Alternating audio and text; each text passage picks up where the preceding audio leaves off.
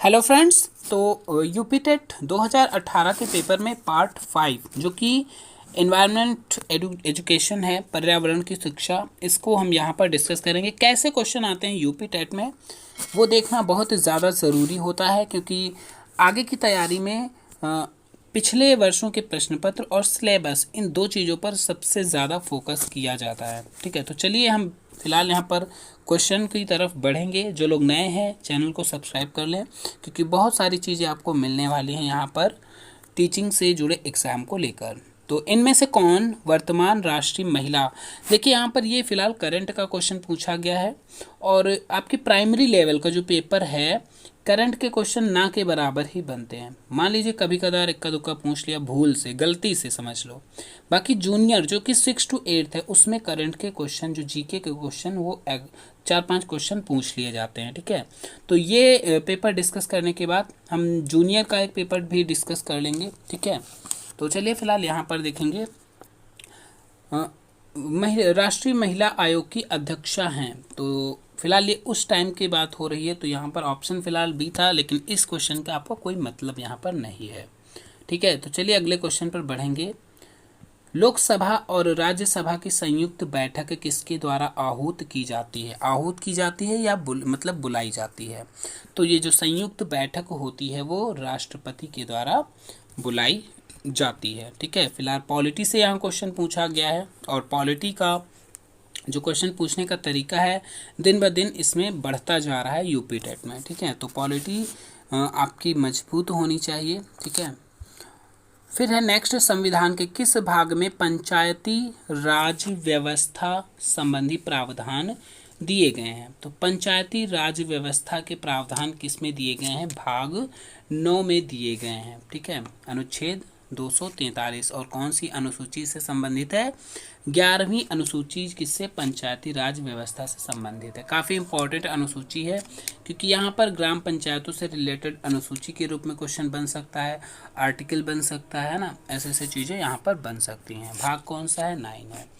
फिर है 74वें संविधान संशोधन का संबंध किससे है? तो जो 74वां संविधान संशोधन है उसके संबंध की बात करी जा रही है शहरी स्थानीय स्वशासन से। ठीक है, और वहीं अगर 73 अमेंडमेंट पूछा जाता तो ग्रामीण स्थानीय स्वशासन से रिलेटेड है। तो ये दोनों पास ही पास हैं, आपको इनको याद रखना है।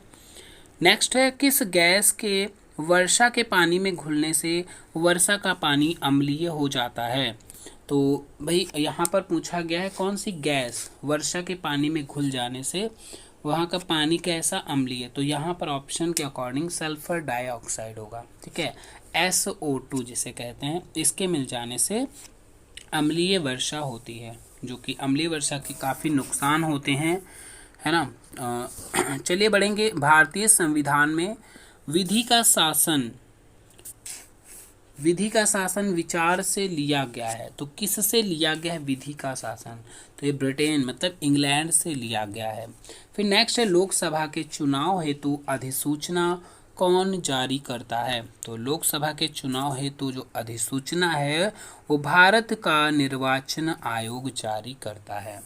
चलिए अगले क्वेश्चन पर बढ़ेंगे। लोकसभा की कार्यवाही के प्रथम घंटे को क्या कहा जाता है? तो जो फर्स्ट आवर होता है उसे क्या कहते हैं? प्रश्नकाल कहा जाता है। ठीक है, अब क्यों कहा जाता है इसकी डिटेल आप पढ़ सकते हैं। प्रथम घंटे को प्रश्नकाल कहा जाता है। संसद का पहला जो घंटा है प्रश्नकाल के लिए, मतलब प्रश्न पूछने के लिए होता है, और इस दौरान सदस्य क्या करते हैं?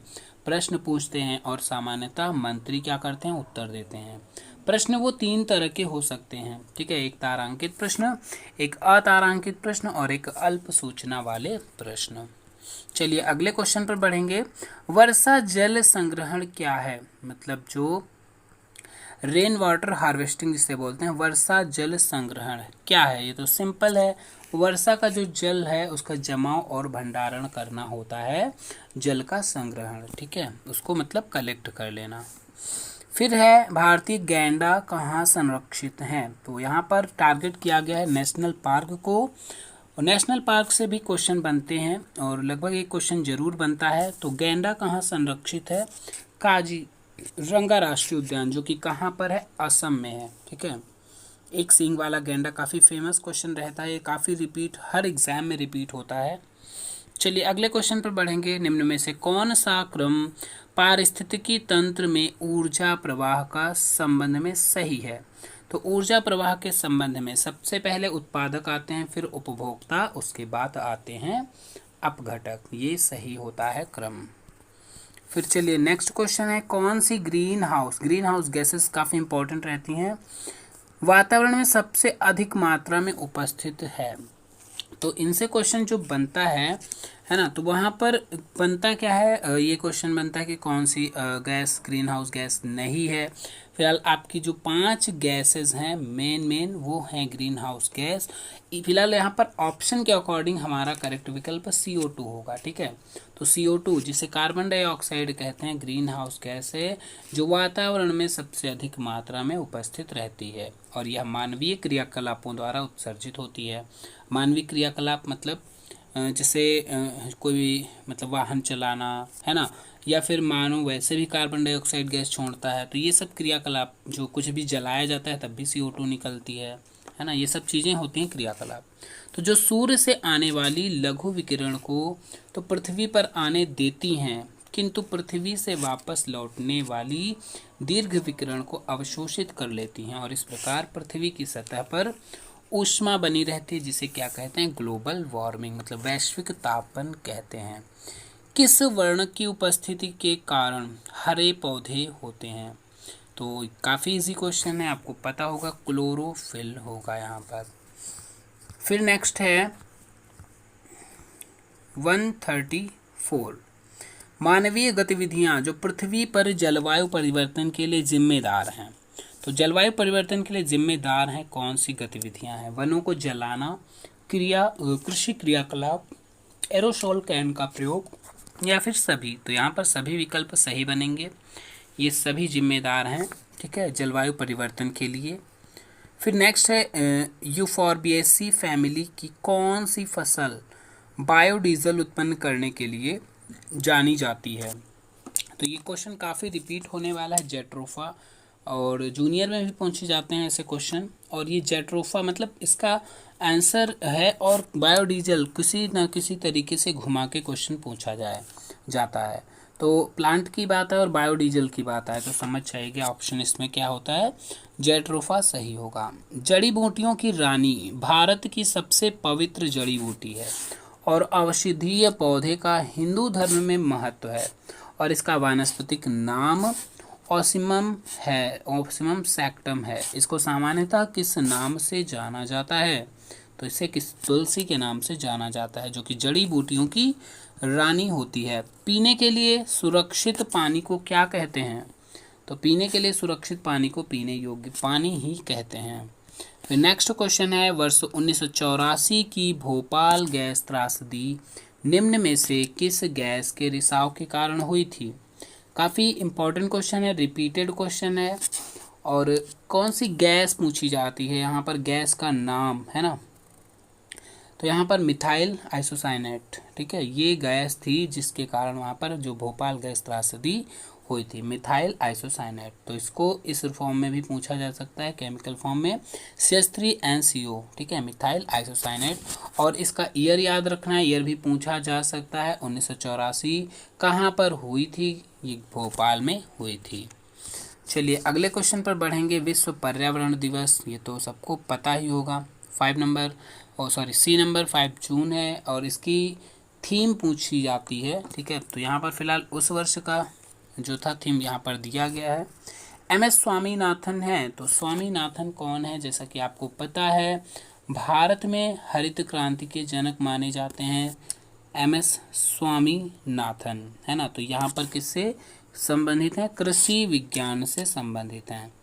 चलिए फिर नेक्स्ट क्वेश्चन है, wild life institute of India कहाँ स्थित है? Wild life institute of India कहाँ पर है? देहरादून में स्थित है। प्रकाश संश्लेषण के दौरान हरे पौधे निम्न में से किसे सोख लेते हैं? सोख मतलब एब्जॉर्ब कर लेते हैं। तो किसे एब्जॉर्ब करते हैं? कार्बन डाइऑक्साइड को एब्जॉर्ब करते हैं और रिलीज कौन सी गैस करते हैं? ऑक्सीजन गैस को रिलीज करते हैं। नेक्स्ट है अपशिष्ट उत्पादों को खाने वाले जीवों को कहा जाता है। जो अपशिष्ट उत्पाद होते हैं ना, और उनको खाने वाले जीवों को क्या मृतक भक्षी कहते हैं। मतलब जो बची हुई चीज़ें खा लेते हैं ना, मृतक भक्षी। तप्त भौम जल में किस प्रकार की ऊर्जा प्राप्त होती है? तप्त भौम जल में किस प्रकार की ऊर्जा? तो यहाँ पर तप्त मतलब गर्म से रिलेटेड है, तो कौन सी ऊर्जा प्राप्त होगी? भूतापीय ऊर्जा। मतलब भौम जल मतलब भूमि वाला जल, तो भूतापीय ऊर्जा यहाँ पर करेक्ट विकल्प बनेगा। 16 घास स्थल कहाँ पाए जाते हैं? तो 16 घास स्थल पूछा गया, यहाँ पर ऑप्शन आपका करेक्ट बनेगा ऑप्शन नंबर ए, पश्चिमी घाट। पश्चिमी घाट मतलब जो इधर आपका केरल वाला एरिया है ना, ये पड़ता है इस साइड में। 16 घास के मैदान यहाँ पर पाए जाते हैं। नेक्स्ट क्वेश्चन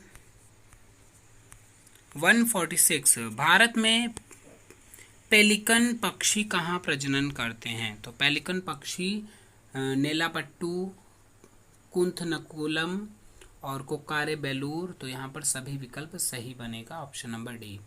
मिनी माता रोग, ये मिनी माता है, ठीक है। मिनी माता रोग ऐसी मछली खाने से होता है जिसमें अधिक मात्रा में पाया जाता है। तो ये क्वेश्चन डायरेक्टली भी पूछा जाता है, मिनी माता रोग किस वजह से होता है ना, किसकी अधिकता से होता है, किस वजह से?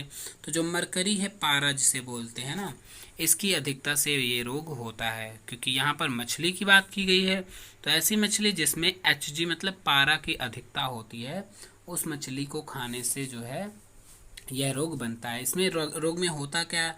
हाथ पैर मुंह है ना, ये सब क्या होते हैं, इसमें सुन्न हो जाते हैं, संवेदन में गड़बड़ी, हाथ पैर की गति में समन्वय का अभाव हो जाता है, फालिस जैसे लक्षण भी इसमें दिखाई देने लगते हैं। फिर नेक्स्ट क्वेश्चन है, ओजोन परत का अधिकतम ह्रास निम्न में से किस पर हुआ है? तो ओजोन परत जो कि ह्रास हुआ है किस जगह पर? सबसे ज़्यादा दक्षिणी ध्रुव पर हुआ है।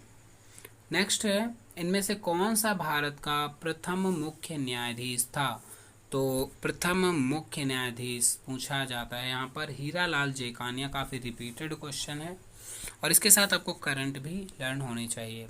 रेड डाटा बुक किससे संबंधित है? तो विलुप्त की करीब जो जीव होते हैं है ना, जो विलुप्ति की ओर कगार पर हैं, तो रेड डाटा बुक उसी से संबंधित होता है। मतलब उन जीव जंतुओं से जो होता है जो संकटग्रस्त होते हैं, ठीक है, उनका रिकॉर्ड रखने के लिए। तो यहाँ पर क्लियर होता है ये क्वेश्चन पेपर, लास्ट पार्ट था। और वीडियो पसंद आया तो एक बार शेयर ज़रूर कर दीजिए, और चैनल पर नए हैं तो सब्सक्राइब बटन को भी ज़रूर दबा दीजिएगा। तो फिर चलिए मिलेंगे नेक्स्ट वीडियो में नेक्स्ट क्वेश्चन पेपर को लेकर। धन्यवाद।